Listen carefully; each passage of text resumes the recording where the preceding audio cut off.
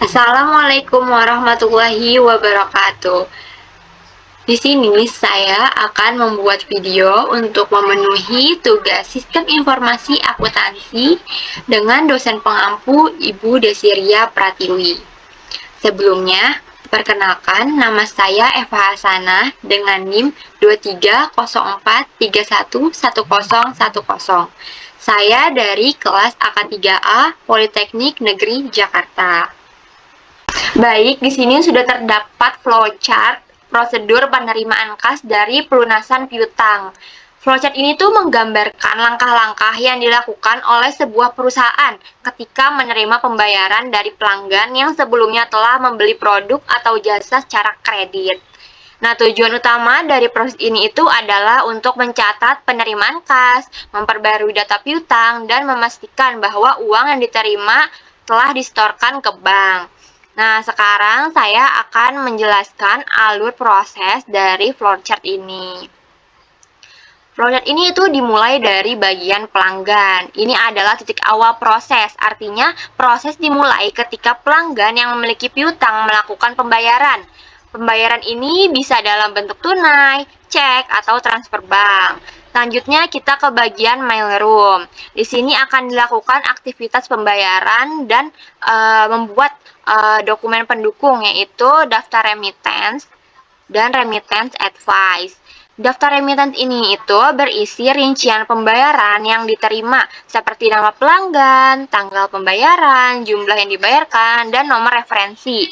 Daftar remittance ini dibuat sebanyak 4 lembar, yang mana lembar pertama itu untuk bagian kasir, lembar kedua untuk bagian buku jurnal, lembar ketiga untuk bagian piutang, dan lembar keempat untuk bagian audit.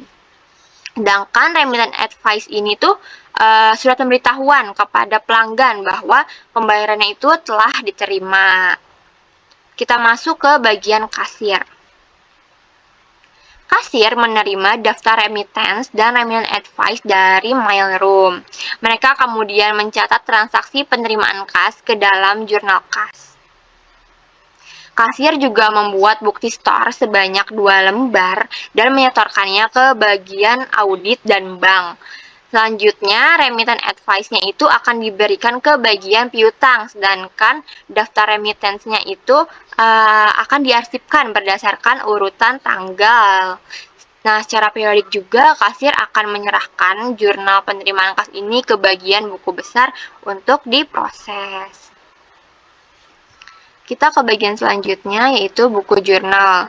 Nah, dalam buku jurnal ini, semua transaksi penerimaan kas akan dicatat dalam buku jurnal sehingga menghasilkan rekapitulasi jurnal. Pencatatan ini itu dilakukan secara kronologis. Selanjutnya kita masuk ke bagian piutang. Setelah kasir mencatat transaksi, bagian piutang ini akan memperbarui data pelanggan. Artinya, jumlah piutang pelanggan itu akan berkurang sebesar jumlah yang telah dibayarkan. Daftar remittance dari bagian mailroom dan remittance advice dari bagian kasir ini kemudian dibandingkan, lalu mencatatnya dalam kartu piutang dan diarsipkan berdasarkan urut tanggal. Selanjutnya kita ke bagian buku besar. Bagian buku besar ini akan memproses rekapitulasi jurnal yang diterimanya. Selanjutnya, data yang diterima dari jurnal penerimaan kas ini akan diposting ke buku besar. Buku besar itu merupakan buku yang mencatat semua transaksi dalam akun-akun yang berbeda. Nah, untuk transaksi penerimaan kas ini itu akan dicatat ke dalam akun kas dan akun piutang, gitu. Selanjutnya kita akan ke bagian audit. Bagian audit ini secara berkala akan melakukan pemeriksaan terhadap seluruh transaksi keuangan, termasuk penerimaan kas. Tujuannya adalah untuk memastikan bahwa semua transaksi telah dicatat dengan benar dan sesuai dengan prosedur yang berlaku. Bagian audit ini membandingkan dokumen yang untuk selanjutnya akan dibuat rekonsiliasi bank. Laporan bank serta dokumen lainnya pada akhirnya juga nanti akan diarsipkan secara terpisah untuk keperluan audit lebih lanjut lagi.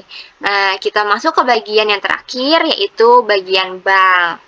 Uang hasil penerimaan kas akan disetorkan ke bank. Nah, proses penyetoran ini tuh biasanya dilakukan secara berkala.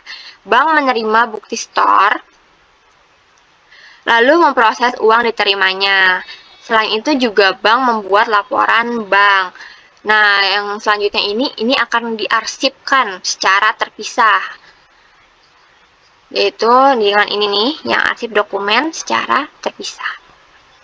Oke, mungkin cukup sekian penjelasan terkait flowchart dari prosedur penerimaan kas dari pelunasan piutang.